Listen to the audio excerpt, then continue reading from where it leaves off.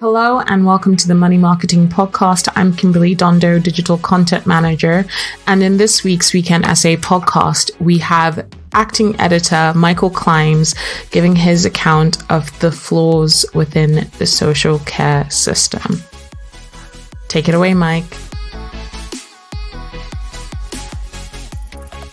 For years, this country has talked about the urgent need to improve social care.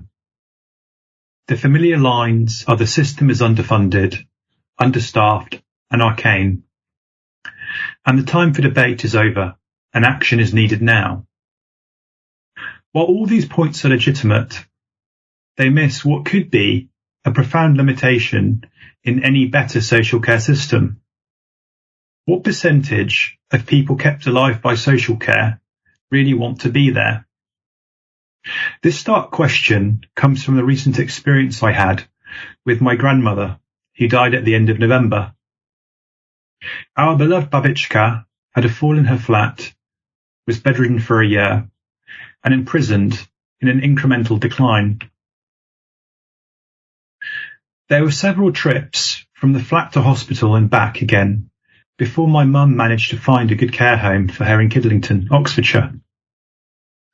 It was a 20-minute drive from where I grew up, and journeys to it became increasingly grim as time went on.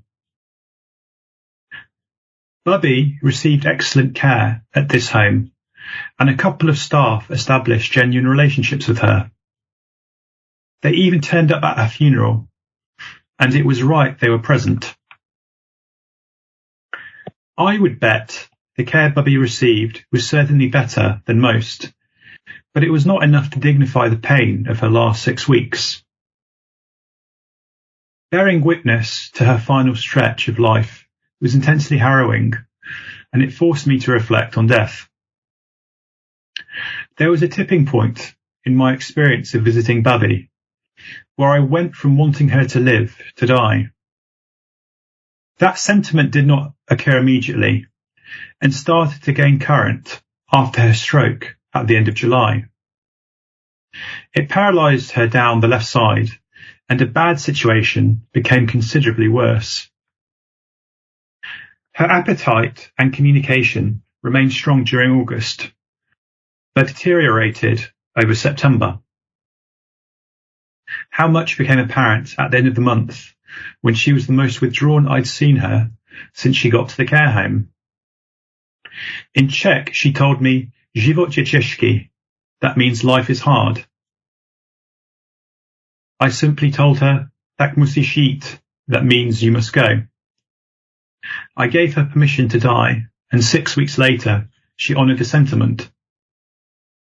Why do I share all this? There is a consistent line in the public rhetoric about social care. People deserve dignity in old age, and the social care system does not give them that. Yet what I have come to realise is that there are some periods of life where the dignified action is not prolonging life. It is in fact ending it. Even if the UK creates the best social care system in the world, there are still going to be many old people that have had enough. For death is as much about the way we die as the fact of death itself. And on balance, I believe my babichka should have probably died sooner. That in turn leads to the debate about assisted dying and euthanasia.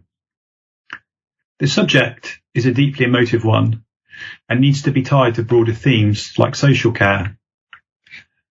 Being realistic, is everyone going to be able to afford to go into a care home?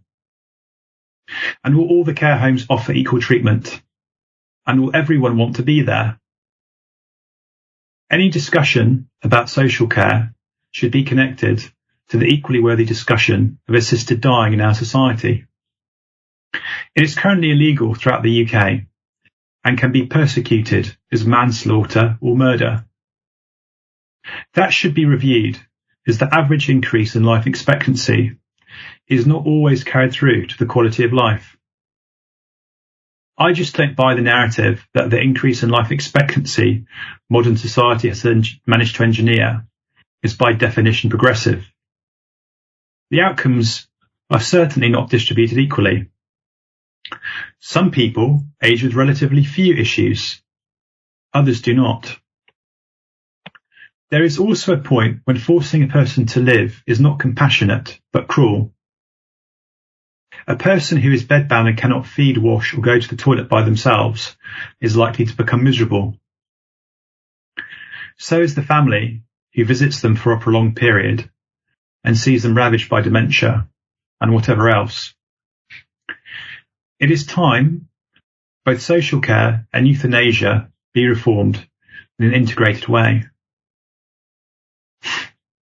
Some fortunate people will get to age 95 in 70-year-old bodies and with 65-year-old minds. Many will not. The pain of those who have their life prolonged needlessly sears the family. Our loved ones deserve a say in how and when they die, and so do we. Thanks, Mike, for a great Weekend Essay podcast. We do hope that you enjoyed it. Please do keep up to date with all our new releases via Podbean, Apple Podcasts, Spotify, and everywhere else you get your podcasts from. You can also keep up to date with all our new content published on the Money Marketing website, as well as our print edition Money Marketing magazine, so make sure to subscribe. Follow us on Twitter, LinkedIn, Facebook, and Instagram. See you next time.